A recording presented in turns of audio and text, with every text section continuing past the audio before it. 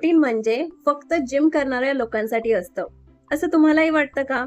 जर हो, तर आजचा हा व्हिडिओ तुमच्यासाठी आहे. नमस्कार, मी न्यूट्रिशनिस्ट अश्विनी.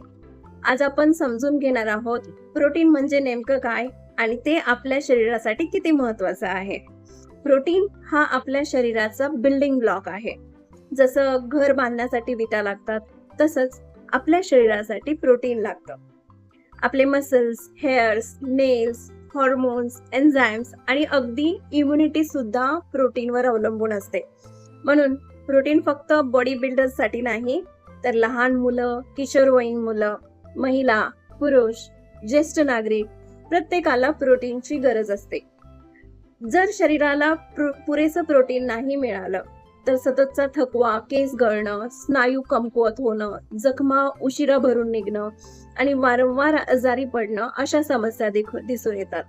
म्हणून प्रत्येक जेवणात प्रोटीनचा एक सोर्स नक्की ठेवा. उद्यापासून तुमच्या ताटात प्रोटीन आहे का हे एकदा नक्की पहा.